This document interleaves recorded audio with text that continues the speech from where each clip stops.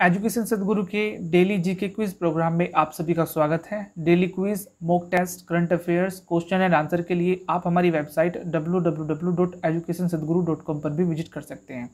आज के अपनी सेशन की शुरुआत हम कल आपसे पूछे गए प्रश्न के माध्यम से करेंगे। कल हमने आपसे पूछा था कि देश की पहली ई लोक अदालत का आयोजन निम्नलिखित में से कहाँ किया गया था।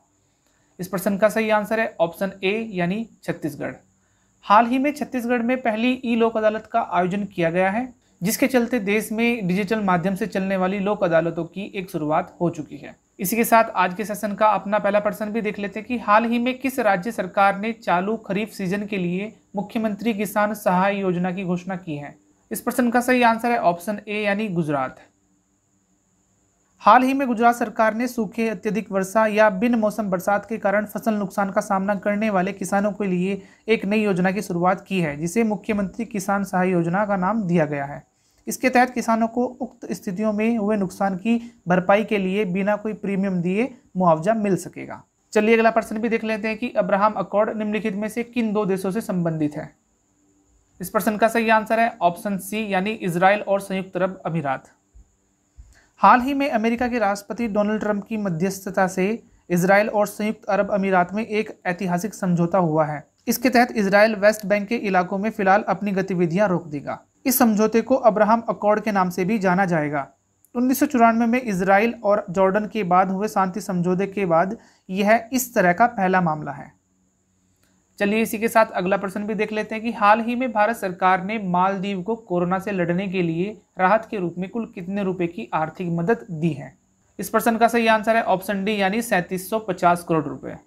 हाल ही में विदेश मंत्री एस जयशंकर और मालदीव के विदेश मंत्री अब्दुल्ला शाहिद के बीच वर्चुअल बैठक में भारत की मदद से वहां शुरू की जाने वाली परियोजनाओं को लेकर लंबा विमर्श हुआ। भारत की तरफ से अभी 50 करोड़ डॉलर यानी 3750 करोड़ रुपए की लागत की परियोजनाओं को मंजूरी दी गई। भारत ने यह कदम कोरोना काल में अपने पड़ोसी देशों की मदद करने के लिए उठाया है।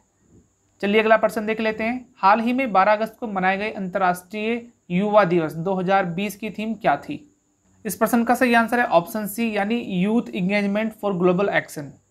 बीते दिनों 12 अगस्त को अंतर्राष्ट्रीय युवा दिवस मनाया गया, जिसका उद्देश्य युवाओं के बीच एक सकारात्मक जागरूकता उत्पन्न करना है। इस वर्ष इस अंतर्राष्ट्रीय दिवस की theme youth engagement for global action थी।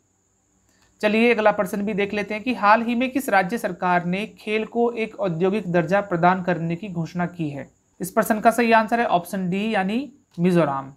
हाल ही में मिजोरम राज्य सरकार द्वारा राज्य में खेल क्षेत्र को बढ़ावा प्रदान करने के लिए खेलों को उद्योग का दर्जा प्रदान करने संबंधी प्रस्ताव को स्वीकृति दी है।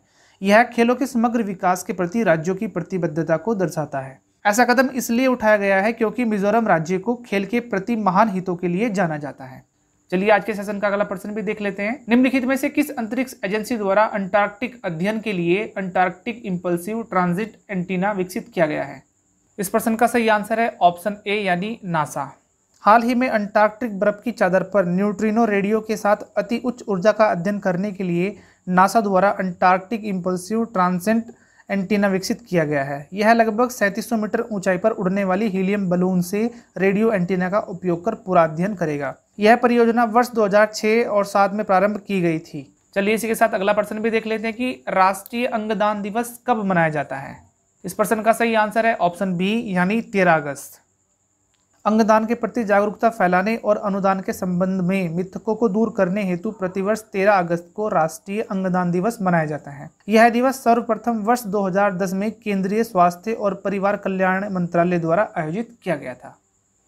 चलिए अगला प्रश्न देख लेते हैं कि निम्नलिखित में से किस राज्य सरकार ने वित्तीय सहायता उपलब्ध कराने के उद्देश्य से अरुणोदय योजना को शुरू किया है। इस प्रश्न का सही आंसर है ऑप्शन बी यानी असम।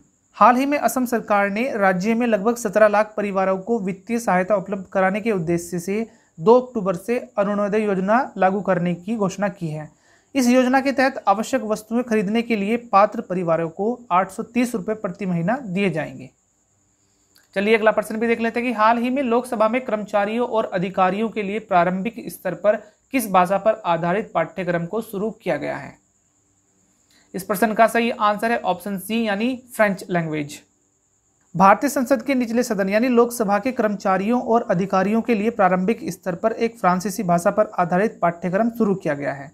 इस पहल को संसदीय अनुसंधान और प्रशिक्षण संस्थान लोकतंत्र द्वारा लागू किया जाएगा। भविष्य में लोकसभा में जर्मन, रूसी, स्पेनिश और अन्य महत्वपूर्ण वैश्विक भाषाओं पर आधारित पाठ्यक्रम शुरू करने की भी योजना है। चलिए आज के सेशन का अपना आखिरी प्रश्न देख लेते हैं कि आवास एवं शहरी विकास मामलों के मंत्रालय द्वारा जारी आंकड़ों के अनुसार कौन सा राज्य अमृत योजना में सर्वश्रेष्ठ प्रदर्शन करने में शीर्ष स्थान पर है। इस प्रश्न का सही आंसर है ऑप्शन सी यानी ओडिशा। हाल ही में आवास और शहरी मामलों के मंत्रालय द्वारा अमृत योजना के तहत राज्यों की रैंकिंग जारी की गई, जिसमें 85.67% अंकों के साथ उड़ीसा प्रथम स्थान पर रहा।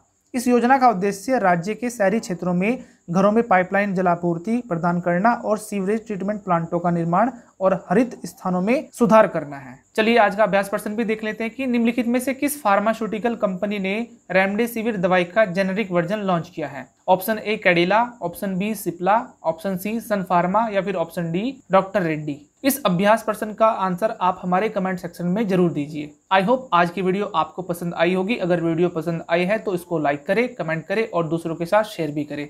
और हाँ, प्लीज़ हमारे चैनल को सब्सक्राइब करना मत भूलें और चैनल के साथ लगातार बने रहिए।